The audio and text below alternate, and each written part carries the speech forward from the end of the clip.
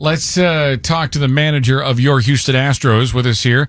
And, Skip, we played Feeling All Right by Joe Cocker before you joined us on the show. Are you feeling all right? Everybody else feels like they're getting some ailments around these parts.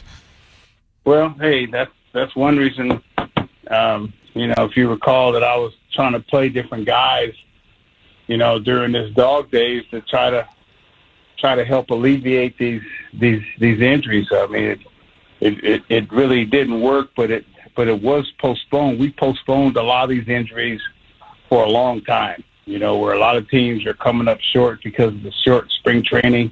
They were injured long before us, so we feel very fortunate that we were able to keep most of our guys on the field, build this lead, for days like this. And, Mother said there'd be days like this, and they certainly are. So almost every day last week we were losing somebody. And so, hopefully that, our reserves are ready. They played enough to stay sharp. And, let's keep on winning. Hey, you gained a half game on the Yankees with the off day yesterday, so that wasn't a bad thing. We needed that off day that badly. Oh, I bet. Yep. How much of these moves were made, forgetting about the injuries, about just the struggle for offense against Baltimore? Man, this was not like something that had happened overnight. You've also scored a lot of runs as of late, but did something come out of this weekend to say, you know what, we need a little extra help right now? Well, yeah. I mean, you got to give Baltimore some credit. I mean, they were pitching big time. And also we were without Diaz, we were without Michael, we were without Alvarez. I mean, those are three big offensive weapons. I mean, I've said it before. It's not the uniform that people are used to seeing hit. It's the people in the uniform, that hit. And so, we got to do what we got to do, whether we beat them 2-1, 3-2, or 10-9. We might change our game plan a little bit because they hit the ball out of the ballpark more than we did in our own park, and that's part of our game. And so, we are operating at a little skinny right now, but hey, I'm hoping that these guys that wanted these chances and opportunities, come through, and I just have to mix and match the best I can until we get some of these guys back. Hopefully we got Alvarez back tonight. We're not really sure until we see, what's going on. And so, we'll see.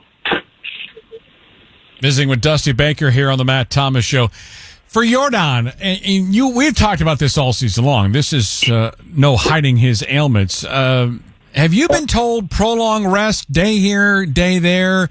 Does he come to you? And I feel like I ask it to you all the time, but you feel terrible for the kid because the numbers offensively have dropped off a little bit. It's obviously a lot of it is because of the hands. He's blaming some other things. But most of it, yeah. I mean, what's he blaming? I mean, you say he's blaming other things like what? His swing, and I'm like, you're being very politically correct. We know his hands don't feel good, Skip. I mean, we're okay with that. I mean, we feel terrible for him. But sometimes a combination of the two. I mean, he's a very honest guy, and sometimes it's your hands, sometimes it's your injury, and sometimes your swing's off. I mean, nobody, whether he's hurt or not hurt, which he has been. I mean, he's had both his hands hurt. Sometimes your swing is off, and these guys.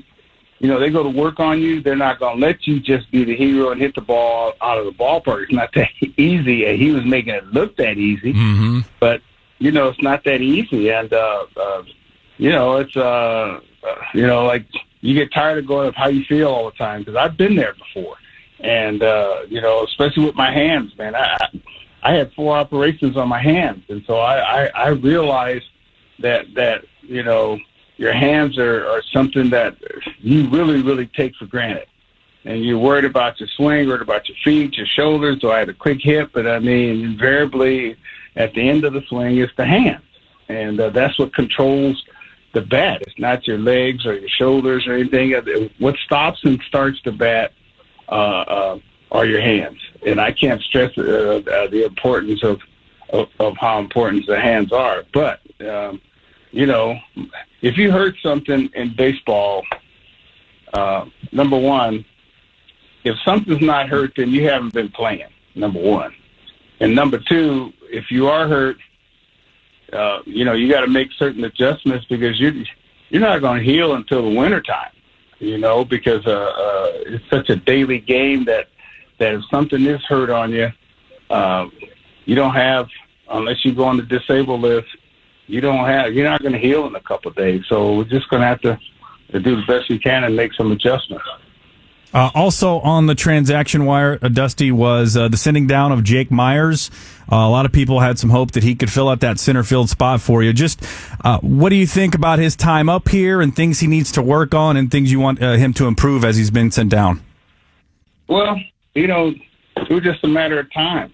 I've also gone without spring training. One year I was in the military. I didn't have any spring training, and next time I got locked out of spring training. It's tough to start from behind, and he was starting from behind. He's getting his shoulders straight. Like we called him up, really ahead of time out of necessity. And I'm just hoping that the kid is mentally strong enough, to put this behind him and go down, like he should have been down in order to get his act together, because whoever's on the roster can still be eligible for the playoffs.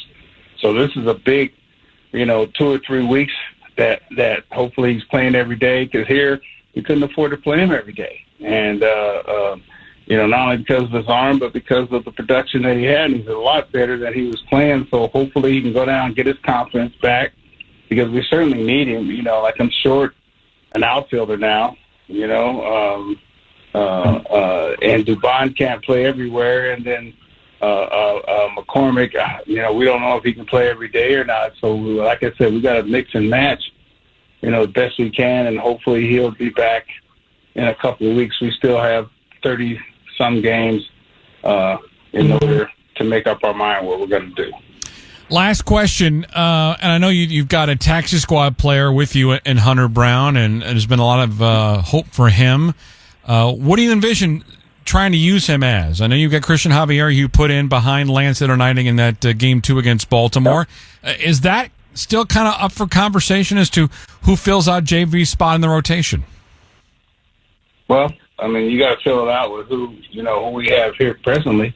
I saw Hunter at the hotel today, and we'll have to see see where they best fit in. I know everybody's looking for the new kid every time we call somebody up. Where are you going to fit him in, and where is he going to play? Well, in the meantime, we got guys that are here that we got to fit in, and I keep saying, hey man, fit in where you get in where you fit in, and there's going to be a spot for him.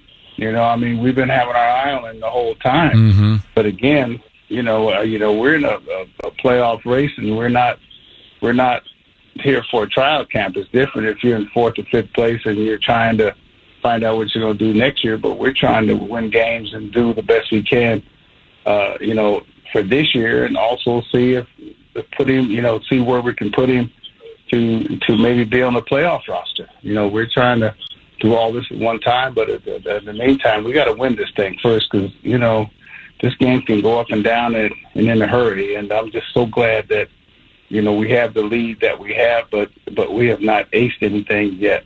Well, you got reinforcements coming. I think the 28-man roster is going to certainly help you out in the next couple of days. Thanks, Skip, for the visit. As always, we always appreciate the information. All right, guys. You can take care of yourself. All right, Dusty Baker joining us here on Sports Talk 790.